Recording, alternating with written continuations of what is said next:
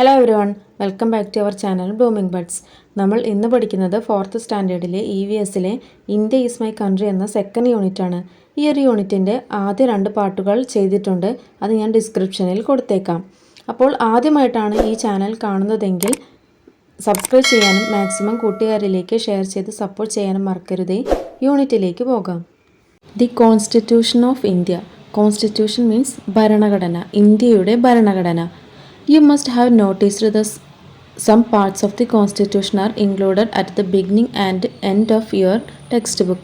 മക്കളെ, നിങ്ങളുടെ ടെക്സ്റ്റ് ബുക്കിൻ്റെ അവസാനമോ അല്ലെങ്കിൽ ആദ്യമോ ആയിട്ട് നമ്മുടെ ഇന്ത്യൻ ഭരണഘടന ചേർത്തിട്ടുണ്ട്. അത് നിങ്ങൾ ശ്രദ്ധിച്ചിട്ടുണ്ടോ? Read them. ഉണ്ടെങ്കിൽ അതൊന്ന് വായിച്ചു നോക്കൂ കേട്ടോ. Do you know who played the major role in framing the constitution? ഈ ഒരു ഭരണഘടന തയ്യാറാക്കുന്നത് പ്രധാനപ്പെട്ട പങ്കുവഹിച്ചത് ആരാണെന്ന് നിങ്ങൾക്കറിയുമോ? അപ്പോൾ നമുക്ക് ആ ആളാരാണെന്ന് നോക്കാം. Under the leadership of doctor Bhimrao Ramji Ambedkar, the first law minister of India, A new legal framework four independent India was drafted. നമ്മുടെ ഇന്ത്യയിലെ ആദ്യ നിയമമന്ത്രിയായിരുന്നു ഡോക്ടർ ഭീംറാവു രാംജി അംബേദ്കർ. അദ്ദേഹത്തിൻ്റെ നേതൃത്വത്തിലാണ് നമ്മുടെ ഇന്ത്യക്കായി പുതിയ ഒരു നിയമസംഹിത, അതായത് നമ്മുടെ ഭരണഘടന തയ്യാറാക്കപ്പെട്ടത്.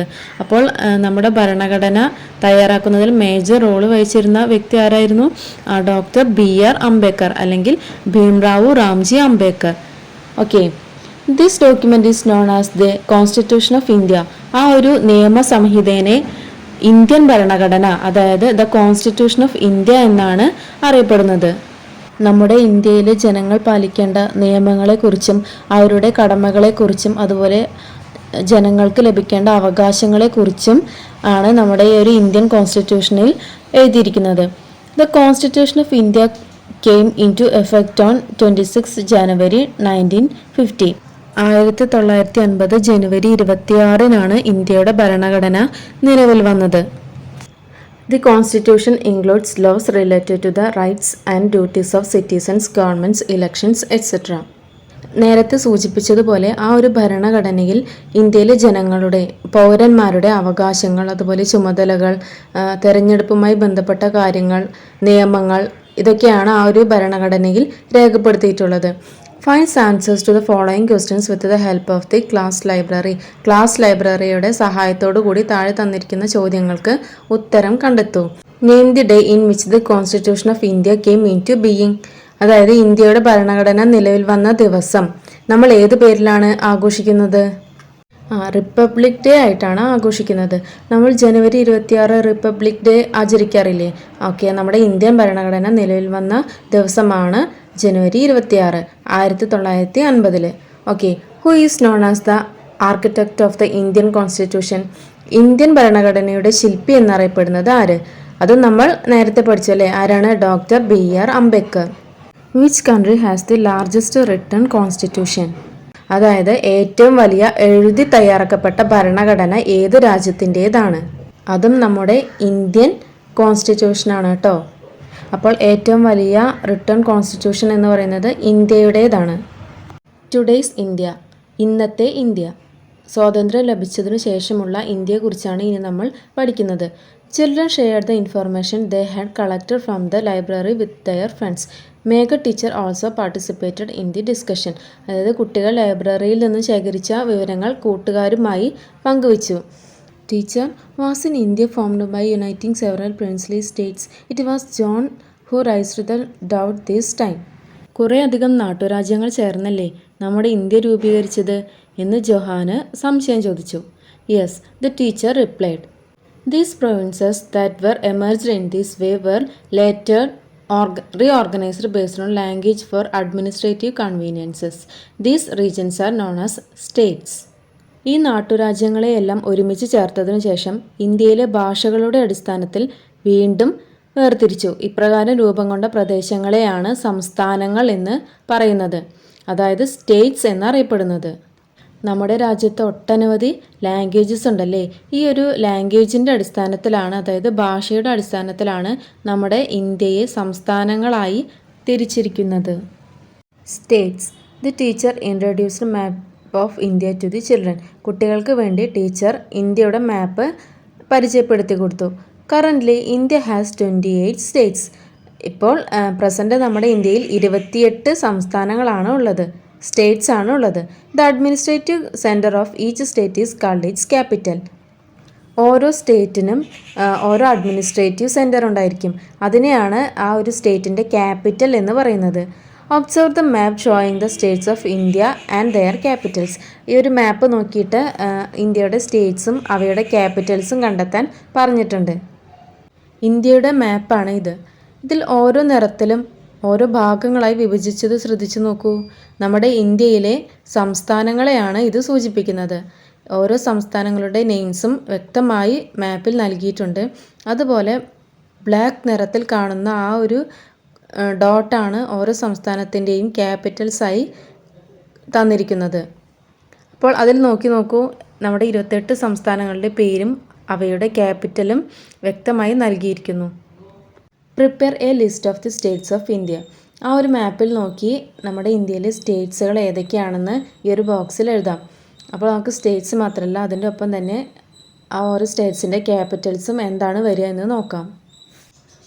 ആന്ധ്രാപ്രദേശ് തലസ്ഥാനം അമരാവതി, അരുണാചൽ പ്രദേശ് ഇറ്റാനഗർ, ആസാം ദിസ്പൂർ, ബീഹാർ പട്ന, ഗോവ പനാജി, ഗുജറാത്ത് ഗാന്ധിനഗർ, ഹരിയാന ചണ്ഡീഗഡ്, ഹിമാചൽ പ്രദേശ് ഷിംല, ജാർഖണ്ഡ് റാഞ്ചി, കർണാടക ബാംഗ്ലൂർ, കേരള തിരുവനന്തപുരം, മധ്യപ്രദേശ് ഭോപ്പാൽ, മഹാരാഷ്ട്ര മുംബൈ, മണിപ്പൂർ ഇംഫാൽ, മേഘാലയ ഷില്ലോങ്, മിസോറാം ഐസ്വാൾ, നാഗാലാൻഡ് കൊഹിമ, ഒഡീഷ ഭുവനേശ്വർ, പഞ്ചാബ് ചണ്ഡീഗഡ്, രാജസ്ഥാൻ ജയ്പൂർ, സിക്കിം ഗാംഗ്ടോക്ക്, തമിഴ്നാടു ചെന്നൈ, തെലങ്കാന ഹൈദരാബാദ്, ത്രിപുര അഗർത്തല, ഉത്തർപ്രദേശ് ലക്നൗ, ഉത്തരാഖണ്ഡ് ഡെറാഡൂൺ ഗേഴ്സൺ. ഉത്തരാഖണ്ഡിന് 2 ക്യാപിറ്റൽസ് ഉണ്ട്, ഒന്ന് വിൻ്റർ സമയത്തും ഒന്ന് സമ്മർ സമയത്തും. നെക്സ്റ്റ് പഠിക്കുന്നത് യൂണിയൻ ടെറിട്ടറീസ്, അതായത് കേന്ദ്രഭരണ പ്രദേശങ്ങൾ. Some regions in India do not have the status of state. These regions are directly governed by the central government. Have you heard of such regions? Asked Megha teacher to the children. അതായത് മക്കളെ, നമ്മുടെ ഓരോ സംസ്ഥാനങ്ങളെയും ആ സംസ്ഥാന government തന്നെയാണ് നേരിട്ട് ഭരിക്കുന്നത്. എന്നാൽ സംസ്ഥാന പദവിയൊന്നുമില്ലാത്ത ചില പ്രദേശങ്ങളുണ്ട്. അതായത് സംസ്ഥാന ഗവൺമെൻറ് ഇടപെടാതെ നേരിട്ട് കേന്ദ്ര സർക്കാർ നിയന്ത്രിക്കുന്ന ചില പ്രദേശങ്ങൾ ഉണ്ട്. അത്തരം പ്രദേശങ്ങളെയാണ് കേന്ദ്രഭരണ പ്രദേശങ്ങൾ എന്ന് പറയുന്നത്. Jumping up Mikha said, I have heard about them. Aren't they called the Union Territories? ഇത് കേട്ടപ്പോഴേക്കും മിക ചാടി എഴുന്നേറ്റ് ചോദിച്ചു, അതിന് കേന്ദ്രഭരണ പ്രദേശങ്ങൾ എന്നല്ലേ പറയുന്നത്? Yes, that's it. അതെ, എന്താണ് അതിന് പറയുക? കേന്ദ്രഭരണ പ്രദേശങ്ങൾ, അതായത് union territories. Now there are 8 union territories in India. The teacher added. ഇപ്പോൾ നമ്മുടെ ഇന്ത്യയിൽ നിലവിൽ 8 യൂണിയൻ ടെറിട്ടറീസ് ആണ് ഉള്ളത്. Observe the map of India, locate and write down the names of the union territories of India. നമ്മുടെ text ബുക്കിൽ ഇന്ത്യയുടെ മാപ്പ് തന്നിരുന്നില്ലേ? ആ ഒരു മാപ്പ് നോക്കി യൂണിയൻ ടെറിട്ടറീസിനെ കണ്ടെത്താൻ പറഞ്ഞിട്ടുണ്ട്. അപ്പോൾ നമുക്ക് ഏതൊക്കെയാണ് ഇന്ത്യയിലെ യൂണിയൻ ടെറിട്ടറീസ് എന്ന് നോക്കാം. Andaman and Nicobar islands, Chandigarh, Dadra and Nagar Haveli and Daman and Diu, Delhi, Jammu and Kashmir, Ladakh, Lakshadweep and Puducherry. ഇത്രയുമാണ് ഇന്ത്യയിലെ union territories. Look at the map of India and find answers to the following. ഇന്ത്യയുടെ മാപ്പ് നോക്കി താഴെ തന്നിരിക്കുന്ന ചോദ്യങ്ങൾക്ക് ഉത്തരം കണ്ടെത്തൂ. First question, India's neighbouring countries. ഇന്ത്യയുടെ അയൽ രാജ്യങ്ങൾ ഏതൊക്കെയാണ്? Pakistan, Afghanistan, China, Nepal, Bhutan, Bangladesh, Myanmar. ഇങ്ങനെ 7 അയൽ രാജ്യങ്ങളാണ് ഇന്ത്യക്കുള്ളത്. States on the cost of the Arabian sea. അറബിക്കടലിൻ്റെ തീരത്തുള്ള സംസ്ഥാനങ്ങൾ ഏതൊക്കെയാണ് നോക്കൂ. Kerala, Karnataka, Goa, Maharashtra and Gujarat. States on the cost of the bay of Bengal. Bengal ഉൾക്കടലിൻ്റെ തീരത്തുള്ള സംസ്ഥാനങ്ങൾ ഏതൊക്കെയാണ്? Tamil Nadu, Andhra Pradesh, Odisha, west Bengal. The smallest state in India. ഇന്ത്യയിലെ ഏറ്റവും ചെറിയ സ്റ്റേറ്റ് ഏതാണ്? Goa. The state which shares borders with the maximum number of states. ഏറ്റവും കൂടുതൽ സംസ്ഥാനങ്ങളുമായി അതിർത്തി പങ്കിടുന്ന ഇന്ത്യയിലെ സംസ്ഥാനം ഏത്? ആൻസർ ഉത്തർപ്രദേശ്. അതായത് 9 സ്റ്റേറ്റ്സ് ആയിട്ട് ബോർഡർ പങ്കിടുന്നുണ്ട് കേട്ടോ. Complete the word puzzle using the hints given below. താഴെ തന്നിരിക്കുന്ന ഹിൻസിനനുസരിച്ച് ഈ ഒരു വേർഡ് പസിൽ കംപ്ലീറ്റ് ചെയ്യാം. അപ്പോൾ നമുക്ക് എന്തൊക്കെയാണെന്ന് നോക്കാം. ഈ ഒരു പസിലിന് 10 ക്വസ്റ്റ്യൻസ് ആണ് തന്നിട്ടുള്ളത്.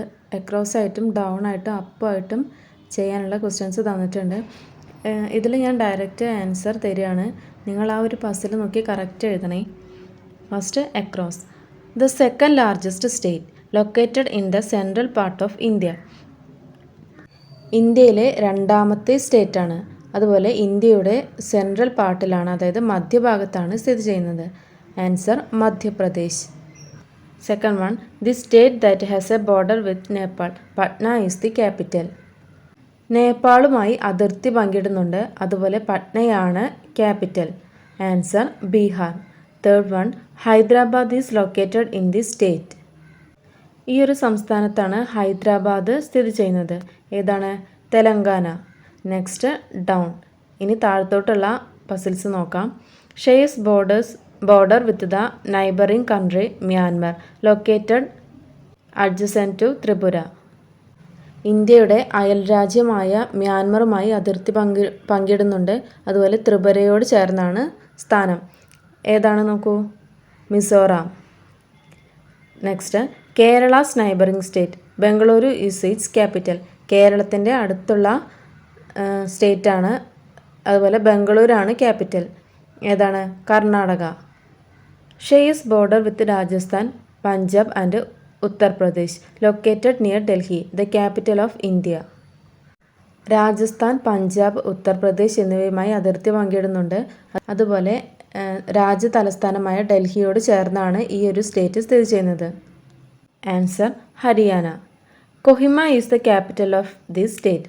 കൊഹിമയാണ് ഈ ഒരു സ്റ്റേറ്റിൻ്റെ ക്യാപിറ്റൽ. ഏതാണ്? Nagaland. Located on the cost of Arabian sea, shares a border with Gujarat.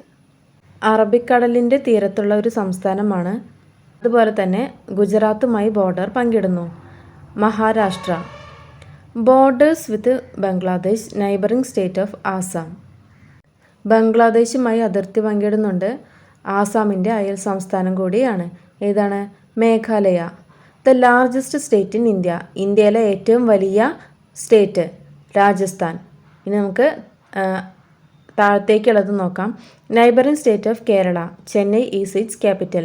കേരളത്തിൻ്റെ അയൽ സംസ്ഥാനമാണ്, ചെന്നൈയാണ് ക്യാപിറ്റൽ. ഏതാണ്? തമിഴ്നാടു. അപ്പോൾ ഈ ആൻസേഴ്സ് കറക്റ്റ് ആ ഒരു പസലിൽ എഴുതണേ. ഡൈവേഴ്സിറ്റി ഇൻ ഇന്ത്യ, വൈവിധ്യങ്ങളുടെ India. Do people in different regions of India speak the same language. ഇന്ത്യയിലെ വിവിധ പ്രദേശത്തുള്ളവർ ഒരേ ഭാഷ തന്നെയാണോ സംസാരിക്കുന്നത്? അല്ല അല്ലേ, ഓരോ സംസ്ഥാനങ്ങളിലും വ്യത്യസ്ത ഭാഷയാണ് സംസാരിക്കുന്നത്. Do all Indians dress the same way. അതേപോലെ എല്ലാ ഇന്ത്യക്കാരും ഒരേ രീതിയിൽ തന്നെയാണോ വസ്ത്രധാരണം നടത്തുന്നത്? അതുമല്ല, ഓരോ സംസ്ഥാനത്തിലും വ്യത്യസ്തമായ രീതിയിലാണ് വസ്ത്രധാരണം നടത്തുന്നത്. Are festivals and celebrations the same all over India? Share your opinion. അതേപോലെ ഇന്ത്യയിലെ എല്ലായിടത്തും ഉത്സവങ്ങളും ആഘോഷങ്ങളും ഒരുപോലെ തന്നെയാണോ നടക്കാറുള്ളത്? നിങ്ങളുടെ അഭിപ്രായം എന്താണ്? നമ്മുടെ ഇന്ത്യയിലെ വിവിധ സംസ്ഥാനങ്ങളിലും വ്യത്യസ്ത രീതിയിലുള്ള ആഘോഷങ്ങളും ഉത്സവങ്ങളുമാണ് നടക്കാറുള്ളത്. നമ്മുടെ കേരളത്തിലെ ഓണം എല്ലാ സംസ്ഥാനങ്ങളിലും ആഘോഷിക്കാറുണ്ടോ? ഇല്ല അല്ലേ. നമ്മുടെ മലയാളികൾ ആഘോഷിക്കുന്ന ഒരു ഉത്സവമാണ് ഓണം എന്ന് പറയുന്നത്. India is a country of various festivals and celebrations. India എന്ന് പറയുന്നത് പലതരത്തിലുള്ള ഉത്സവങ്ങളുടെയും ആഘോഷങ്ങളുടെയും രാജ്യമാണ്. Each state celebrates its own festival. അതേപോലെ തന്നെ ഇന്ത്യയിലെ ഓരോ സംസ്ഥാനങ്ങളും അവരുടേതായ ഫെസ്റ്റിവൽസ് സെലിബ്രേറ്റ് ചെയ്യാറുണ്ട്. Onam is the most important festival of Kerala. Onam എന്ന് പറയുന്നത് കേരളത്തിലെ പ്രധാനപ്പെട്ട ഒരു ഫെസ്റ്റിവലാണ്. But Diwali and Holi are celebrated all over India. പക്ഷേ ദിവാലിയും ഹോളിയും എന്ന് പറയുന്നത് എന്താണ്? ഇന്ത്യ മുഴുവൻ ആഘോഷിക്കാറുണ്ട്. അപ്പോൾ നോക്കൂ, നമ്മൾ ഓണം ആഘോഷിക്കുന്നത് പോലെ ഓരോ നാട്ടിലും വ്യത്യസ്ത രീതിയിലുള്ള ആഘോഷങ്ങൾ നടക്കാറുണ്ട്. വൺ നാഷൻ മെനി ലാംഗ്വേജസ്, ഒരു രാജ്യം പല ഭാഷ. Malayalam is the mother tongue of Kerala, കേരളത്തിൻ്റെ മാതൃഭാഷയാണ് Malayalam. What is the language spoken in our neighbouring state Tamil Nadu, നമ്മുടെ അയൽ സംസ്ഥാനമായ തമിഴ്നാടിൻ്റെ ഭാഷ ഏതാണ്, സംസാര ഭാഷ ഏതാണ്? തമിഴാണല്ലേ. വാട്ട് അബൌട്ട് കർണാടക, കർണാടകയിൽ കന്നഡയാണ് സ്പോക്കൺ ലാംഗ്വേജ്. ഓക്കെ, ഇനി ഓരോ കുട്ടികളും ഒരു 4 കുട്ടികളും വ്യത്യസ്ത ഭാഷയിലാണ് സംസാരിക്കുന്നത്. നോക്കൂ, ഇന്ത്യ എൻ്റെ രാജ്യം, അതേതാണ് ഭാഷ? നമ്മുടെ മലയാളം. ഇന്ത്യ എന്നതു നാട്, ഇന്ത്യ എന്നതു നാട് എന്ന് പറയുന്നത് എന്തിലാണ്? തമിഴിലാണ്. ഭാരതാവു നന്ന ദേശ്, അതേത് ലാംഗ്വേജാണ് മക്കളെ? കന്നഡ. ഇന്ത്യന ദേശമോ, ആ കുട്ടിയുടെ ലാംഗ്വേജ് എന്ന് പറയുന്നത് തെലുങ്കു ആണ്. അപ്പോൾ നോക്കൂ, ഇന്ത്യ എൻ്റെ രാജ്യം എന്നത് നമ്മൾ പല ഭാഷകളിൽ ഇപ്പോൾ കേട്ടു അല്ലേ? Malayalam, Tamil, Kannada, Telugu. What are the other languages spoken in India? Find them and complete the list. ഇന്ത്യയിലുള്ള മറ്റു ഭാഷകൾ ഏതൊക്കെയാണ്? അതുപോലെ ഈ ഒരു ടേബിൾ കംപ്ലീറ്റ് ചെയ്യാനും പറഞ്ഞിട്ടുണ്ട്. നമുക്ക് ഓരോ സ്റ്റേറ്റ് ആയിട്ട് നോക്കാം. ആന്ധ്രാപ്രദേശിൻ്റെ ലാംഗ്വേജ് എന്ന് പറയുന്നത് തെലുങ്കു ആണ്. തെലങ്കാനയുടെ ലാംഗ്വേജ് തെലുങ്കു. മഹാരാഷ്ട്രയിലെ ലാംഗ്വേജ് എന്ന് പറയുന്നത് മറാത്തി. ഒഡീഷയുടെ ലാംഗ്വേജ് ഒഡിയ. അതുപോലെ ഒരു ലാസ്റ്റ് ഒരു കോളം ഒരു സംസ്ഥാനവും അതിൻ്റെ ലാംഗ്വേജും എഴുതാൻ തന്നിരുന്നു. ഇവിടെ തമിഴ്നാടു എന്നാണ് എഴുതിയിരിക്കുന്നത്. തമിഴ്നാടുവിൻ്റെ ലാംഗ്വേജ് എന്ന് പറയുന്നത് ഏതാണ്? Tamil. Have you noticed in how many language the value of an Indian currency is denoted? Indian കറൻസിയിൽ ഏതെല്ലാം ഭാഷയിലാണ് വാല്യൂ ചെയ്തിട്ടുള്ളത് എന്ന് നിങ്ങൾ ശ്രദ്ധിച്ചിട്ടുണ്ടോ? Find out and write the names of these languages in my environmental science diary. ആ ഒരു കറൻസിയിലുള്ള languages ഏതൊക്കെയാണെന്ന് കണ്ടെത്തി EVS നോട്ടിൽ എഴുതൂ. അപ്പോൾ ഏതൊക്കെ ലാംഗ്വേജിലാണ് ആ കറൻസിയിൽ വാല്യൂ ചെയ്തിട്ടുള്ളത് നോക്കൂ. Hindi, English, Assami, Bengali, Gujarati, Kannada, Kashmiri, Konkani, Malayalam, Marathi, Nepali, Oriya, Punjabi, Sanskrit, Tamil, Telugu and Urdu. Total 17 ലാംഗ്വേജസിൽ ഇന്ത്യൻ കറൻസി വാല്യൂ ചെയ്തിട്ടുണ്ട്. വൺ നേഷൻ മെനി കോസ്റ്റ്യൂംസ്, ഒരു ദേശം പല വേഷം. ഒബ്സർവ് ദി പിക്ചർ, ഈ ഒരു പിക്ചർ നിരീക്ഷിച്ച് നോക്കൂ. ഇതിൽ നിൽക്കുന്ന ആളുകളെല്ലാം ഒരേ വസ്ത്രം തന്നെയാണോ ധരിച്ചിരിക്കുന്നത്? അല്ല അല്ലേ, ഓരോരുത്തരും പല രീതിയിലുള്ള കോസ്റ്റ്യൂംസാണ് ധരിച്ചിരിക്കുന്നത്. Did you notice the difference in the way of dressing of people of India? ഇന്ത്യയിലെ ജനങ്ങൾ വസ്ത്രധാരണത്തിൽ എത്രമാത്രം വ്യത്യസ്തരാണെന്ന് നിങ്ങൾ ശ്രദ്ധിച്ചിട്ടുണ്ടോ? നമ്മുടെ ഇന്ത്യയിലെ വ്യത്യസ്ത സംസ്ഥാനങ്ങളിലും വ്യത്യസ്ത ലാംഗ്വേജ് ആണല്ലേ ഉപയോഗിക്കുന്നത്. അതുപോലെ തന്നെ ഓരോ സ്റ്റേറ്റിലും വ്യത്യസ്ത കോസ്റ്റ്യൂംസാണ് ഉപയോഗിക്കുന്നത്. Now let's get familiarized with some festivals in our country. ഇനി നമുക്ക് നമ്മുടെ രാജ്യത്തുള്ള ചില ആഘോഷങ്ങളെ പരിചയപ്പെടാം. Which festival shown in the picture are you familiar with? ഈ ഒരു 4 പിക്ചറിൽ നിങ്ങൾക്ക് പരിചയമുള്ള ഫെസ്റ്റിവൽസ് ഏതൊക്കെയാണ്? ഫസ്റ്റ് പിക്ചർ എന്ന് പറയുന്നത് ദീപാവലിയാണ്. Second picture Eid. Third picture Onam. Fourth picture Christmas. ഇതെല്ലാം നമ്മൾ ആഘോഷിക്കുന്നതാണല്ലേ, നമുക്ക് പരിചയമുള്ള ആഘോഷങ്ങളാണ്. What are the major festivals in India? ഇന്ത്യയിലെ മറ്റ് പ്രധാനപ്പെട്ട ഫെസ്റ്റിവൽസ് ഏതൊക്കെയാണ്? ഇവിടെ തന്നിട്ടുണ്ട് Deepavali, Eid ul Fitr, Christmas.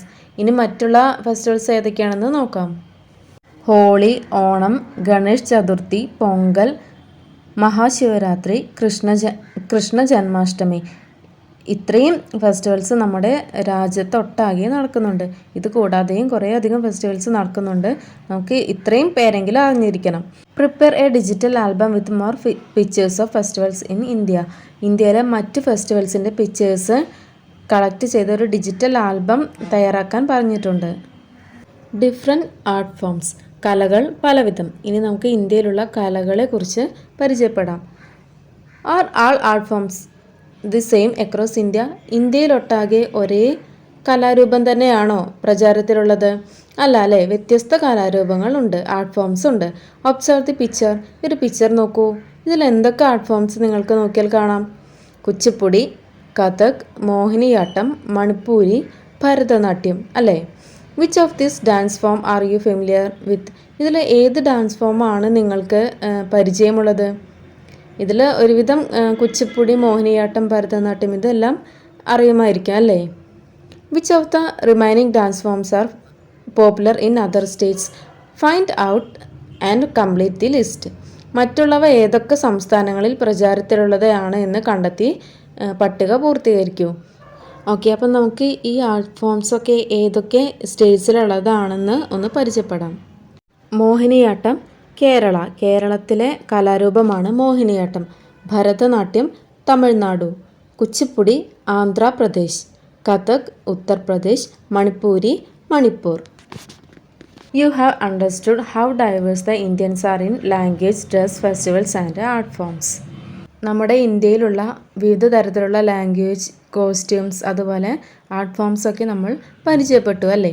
Let's get familiarized with some of the symbols that unite us Indians despite the diversities.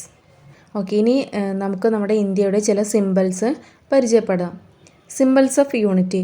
U have learned about the national flag of India. ഇന്ത്യയുടെ national ഫ്ലാഗിനെ കുറിച്ച് നിങ്ങൾ പഠിച്ചിട്ടില്ലേ? നമ്മുടെ നാഷണൽ സിംബൽസ് എന്ന് പറയുന്നത് ഇപ്പോൾ ഒരു രാജ്യത്തിൻ്റെ സിംബൽസ് എന്ന് പറയുന്നത് ആ രാജ്യത്തിലെ എല്ലാവർക്കും ഒരുപോലെയാണല്ലേ. എന്നാൽ സ്റ്റേറ്റ് സിംബൽസ് എന്ന് പറയുമ്പോഴോ ആ ഒരു സംസ്ഥാനത്ത് ആ ഒരു സ്റ്റേറ്റിലുള്ളവരുടെ മാത്രം സിംബൽസ് ആണല്ലേ. എന്നാൽ ഇതങ്ങനെയല്ല.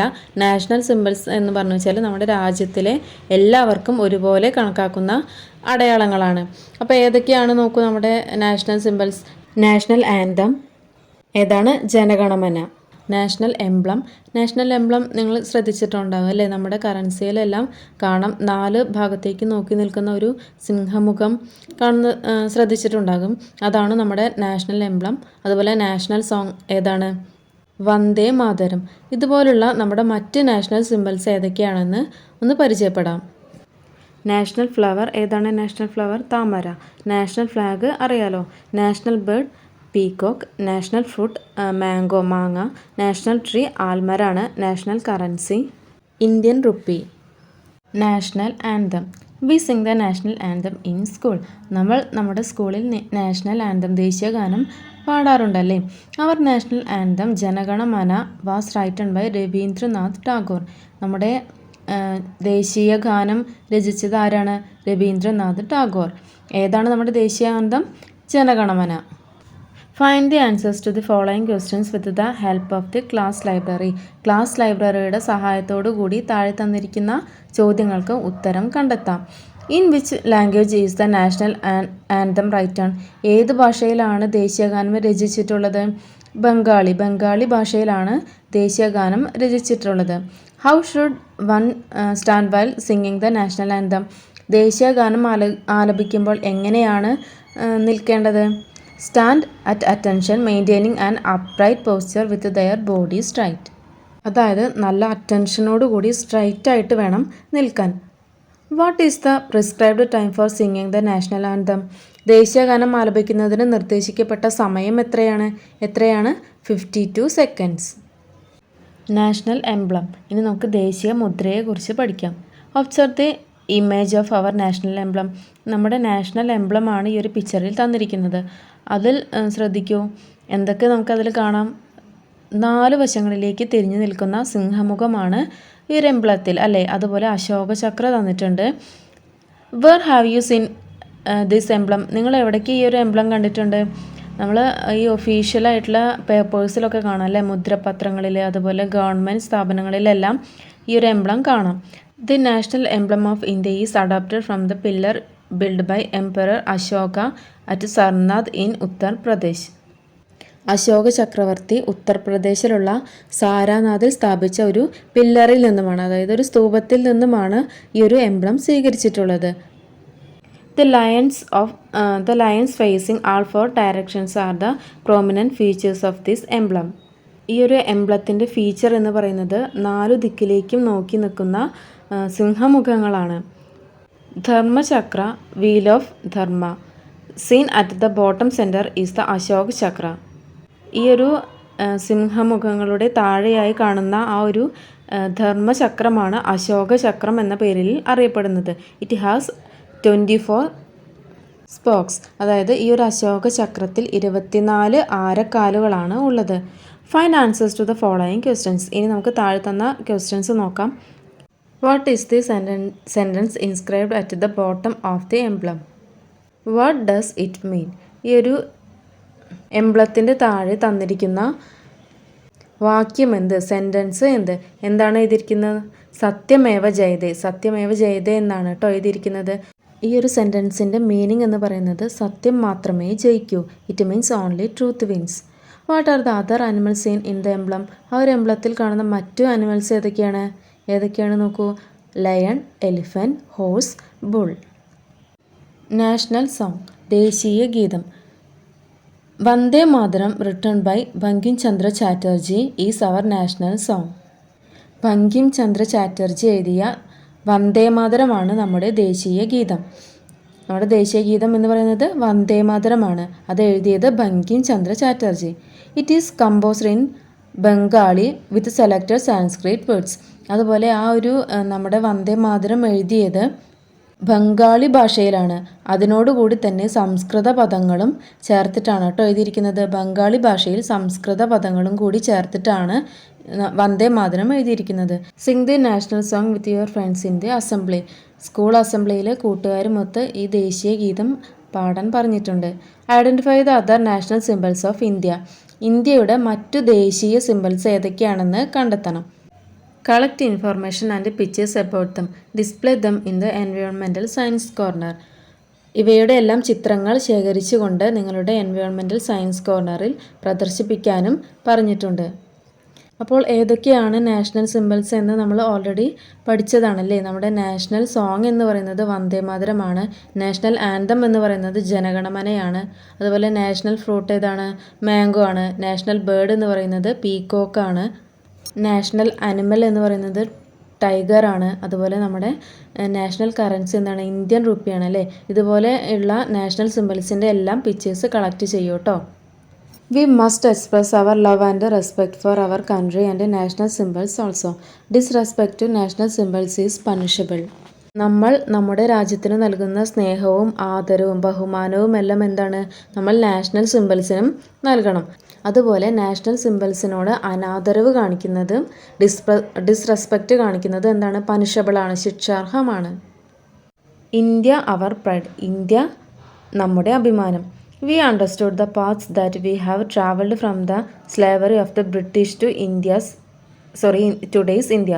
Freedom that we gained is at the cost of the lives of thousands. നമ്മുടെ ഇന്ത്യ എന്ന് പറയുന്നത് ബ്രിട്ടീഷുകാരുടെ അധീനതയിലായിരുന്നല്ലേ. ഇന്ത്യയിലെ ജനങ്ങളെല്ലാവരും എന്താണ്? ബ്രിട്ടീഷുകാരുടെ അടിമകളായിരുന്നു. ആ ഒരു അടിമത്വത്തിൽ നിന്നും നമ്മൾ ഇന്ന് കാണുന്ന ഇന്ത്യയിലേക്ക് എങ്ങനെയാണ് എത്തിയത് എന്ന് കൂട്ടുകാർക്ക് മനസ്സിലായില്ലേ. അതുപോലെ ആയിരക്കണക്കിന് ആളുകളുടെ ജീവൻ നഷ്ടപ്പെടുത്തിയാണ് നമുക്ക് ഇന്ന് കാണുന്ന ഇന്ത്യയിലേക്ക് എത്താൻ സാധിച്ചത്. People of India are diverse in language, dress and lifestyle across different regions. പല നാടുകളിലായി ഭാഷയിലും വേഷത്തിലും അതുപോലെ ലൈഫ് സ്റ്റൈലിലും ജീവിത രീതിയിലും ഒക്കെ എന്താണ്? നമ്മുടെ ഇന്ത്യക്കാർ വ്യത്യസ്തരാണ്. എല്ലാ ഇന്ത്യക്കാരും ഒരുപോലെ അല്ലല്ലോ ജീവിക്കുന്നത്. അവർക്ക് വസ്ത്രധാരണത്തിലാണെങ്കിലും സംസാര ഭാഷയിലാണെങ്കിലും ഒക്കെ എന്താണ്? വ്യത്യസ്തരാണല്ലേ. This sense of unity is known as unity in diversity. India is our pride. ഈ ഒരു യൂണിറ്റീനെയാണ് എന്ത് പറയുന്നത്? Unity in diversity. അതായത് നാനാത്വത്തിൽ ഏകത്വം എന്ന് പറയും. അതായത് പല വൈവിധ്യങ്ങളുള്ള നാടാണെങ്കിലും നമ്മൾ ഇന്ത്യക്കാരെന്ന് പറയുന്നത് എന്താണ്? ഒറ്റക്കെട്ടാണ്. India is our pride. India എന്ന് പറയുന്നത് എന്താണ്? നമ്മുടെ അഭിമാനമാണ്. Let's say it together in one voice. ഒരേ സ്വരത്തിൽ നമുക്ക് ഒരുമിച്ച് പറയാം. India is my country, my own country. I value India much more than my life. ഈ വരികളുടെ അർത്ഥം ഇങ്ങനെയാണ്: ഇന്ത്യ എൻ്റെ രാജ്യം, എൻ്റെ സ്വന്തം രാജ്യം. ഇന്ത്യ എൻ്റെ ജീവനേക്കാൾ ജീവനായ രാജ്യം. ഇനി നമുക്ക് ഈ യൂണിറ്റിൽ ലാസ്റ്റ് വരുന്ന ചില അസസ്മെൻറ്റ് ആക്ടിവിറ്റീസും കൂടി നോക്കാം. Match the following. Independence day of India. ഇന്ത്യക്ക് സ്വാതന്ത്ര്യം ലഭിച്ചത് എപ്പോഴാണ്?